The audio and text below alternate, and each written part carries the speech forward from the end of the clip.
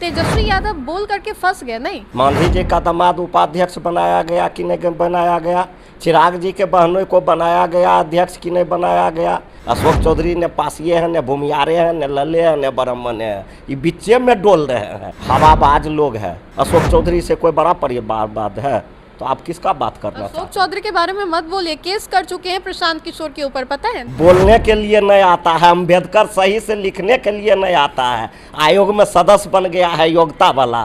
Video देखिएगा ना उसको, जो आयोग के उपाध्यक्ष है देवेंद्र मांझी के, तो हीरो वाला वीडियो बनाता है। हम लोगों के नेता जो मांग किए हैं कि सरकार को दामाद आयोग गठन कर देना चाहिए, सही मांग किए। आपने बीते दिन बड़ा बयान दे दिया, कहा कि दामाद आयोग नाम रख देना चाहिए। अब इतना कहने का बस देर था कि उधर से अशोक चौधरी और साथ ही साथ एलजेपीआर के जो सांसद हैं अरुण भारती, उनका बयान सामने आ जाता है। अशोक चौधरी गुस्से से लाल होकर के कह देते हैं कि सुभाष यादव साधु यादव को भूल गए क्या? ये लोग खुद के परिवारवाद को छुपाते हैं और दूसरे पर लालछन लगाते हैं। अरुण भारती ने भी बड़ा सवाल खड़ा किया है, कहा है कि नौवीं फेल से अब ज्ञान लेने की जरूरत नहीं है। बातचीत करने के लिए हमारे साथ आरजेडी की ओर से हैं रामवृक्ष सदा, आरजेडी एमएलए हैं, इनसे जानेंगे कि तेजस्वी यादव बोल करके फंस गए नहीं। बहुत बहुत धन्यवाद। और हम लोगों के नेता के जो बारे में बोले हैं कि बोल के फंस गए, हम लोगों के नेता फंसने वाले हैं? हम लोगों के नेता उचित बोलते हैं। मांझी जी का दामाद उपाध्यक्ष बनाया गया कि नहीं बनाया गया, चिराग जी के बहनों को बनाया गया अध्यक्ष कि नहीं बनाया गया, ये डीएम जो था दीपक कुमार प्रधान सचिव, उनके पत्नी को आयोग में सदस्य बनाया गया कि नहीं बनाया गया। तो इसमें क्या मेरा नेता गलत बोला, क्या फंस गया है? ये अशोक चौधरी एक डार पर है, ये इनके पिताजी क्या थे, ये क्या है, इनके बाल बच्चा क्या है, पहले अपने झोली में झांक के देखे। ये अशोक चौधरी ने पासिए हैं, ने भूमियारे हैं, ने लल्ले हैं, ने ब्राह्मण है, ये बीचे में डोल रहे हैं। जिसको देखते हैं वैसे ही बात करते हैं। भूमियार भाई को देखते हैं तो भूमियार हो जाते हैं, लाला भाई को देखते हैं तो लाला हो जाते हैं, उसके बाद जो है से दलित भाई को देखते हैं तो ये दलित हो जाते हैं। ये कुछ है कहीं का है?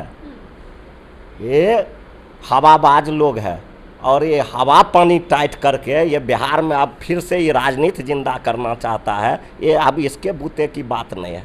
नहीं तो अब ये लोग तो ये कह रहे हैं ना कि जो क्षमता लायक है, जिसमें काबिलियत है, उसको दिया जा रहा है। आरजेडी की तरह तो नहीं ना है कि कोई कुछ नहीं भी है फिर भी उसको टिकट दे दिया जा रहा है। मांझी जी के दामाद, चिराग जी के बहनों और ये अशोक चौधरी जी के दामाद, ये तीनों परीक्षा में बैठे और दलित समाज के लोग भी परीक्षा में बैठेगा। अगर उससे ज़्यादा नंबर ले आएगा समझेंगे बड़का योग्यता वाला है। बोलने के लिए नहीं आता है, अम्बेडकर सही से लिखने के लिए नहीं आता है, आयोग में सदस्य बन गया है योग्यता वाला। वीडियो देखिएगा ना उसको, जो आयोग के उपाध्यक्ष है देवेंद्र मांझी के, तो हीरो वाला वीडियो बनाता है। एगो संवैधानिक पद पर बैठा दिया है तो उसको क्या बुझने के लिए आएगा? जो नाचता गाता है वो क्या समझेगा संवैधानिक पद क्या होता है?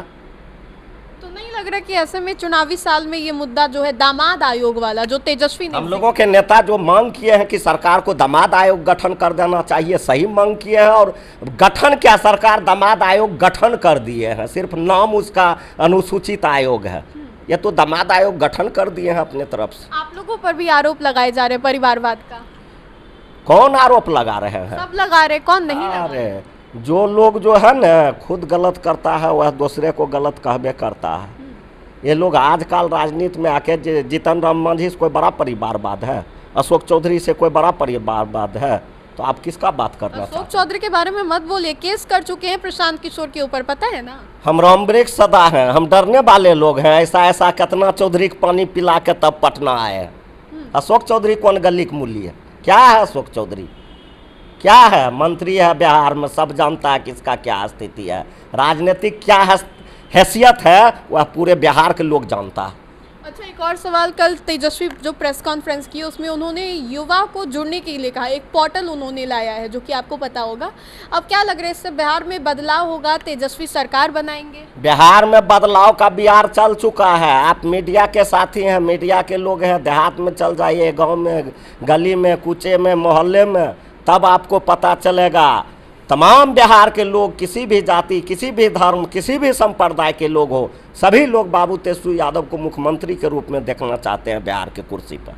इस बार बदलाव बिहार में हो के रहेगा। इस बार बदलाव हो गया, हो के नहीं रहेगा। इस बार बिहार में बदलाव हो गया।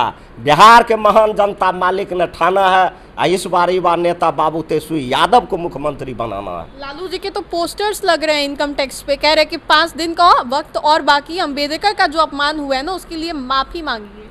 ये माफी तो मांगना पड़ेगा। जो बाबा साहेब को गाली देने वाले लोग, इनके गृह मंत्री अमित शाह जी, ये बीजेपी के चाल और चरित्र में ही न अंतर है। ये बाबा साहेब के गाली देने वाले लोग, अपमानित करने वाले लोग, बाबा साहेब के मानने वाले लोग को गाली देने वाले लोग, जेल भेजाने वाले लोग आज ये बाबा साहेब पर सवाल खड़ा करते हैं। देवेंद्र मांझी जी चिट्ठी लिखते हैं, है औकात बाबा साहेब के भरे संसद भवन में ये आपका अमित शाह जी माननीय गृह मंत्री जी बेइज्जत किया था।